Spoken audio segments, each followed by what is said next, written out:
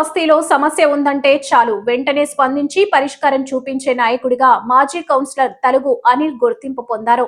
Independent గా గెలిచి councillor పదవికి పూర్తి న్యాయం చేస్తూ ప్రజా సమస్యల పరిష్కారంలో నిరంతరం కృషి చేస్తూ ప్రజల నమ్మకాన్ని నిలబెట్టుకున్నారు.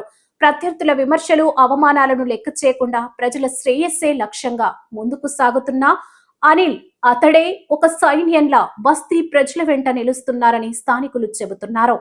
అనిల్ చేపట్టిన అభివృద్ధి కార్యక్రమాల్లో కిన్నెరసాని నీటి సమస్య పరిష్కారం, జీవో 76 ద్వారా 204 కుటుంబాలకు ఇళ్ల పట్టాలు, 70 లక్షలతో డ్రైనేజీ నిర్మాణం, సిమెంట్ రోడ్లు, 25 విద్యుత్ స్తంభాల ఏర్పాటు, సీసీ కెమెరాల ఏర్పాటు వంటి చర్యలు బస్తీ అభివృద్ధికి దోహదపడ్డాయని ప్రజలు హర్షం వ్యక్తం చేస్తున్నారు.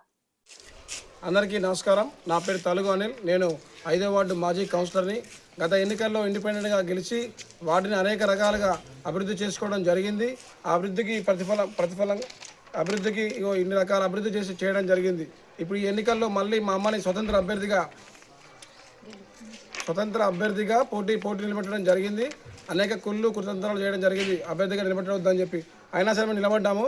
లాస్ట్ ఇయర్ వచ్చిన ఉంగరం గుర్తే మళ్ళీ మాకు వచ్చింది.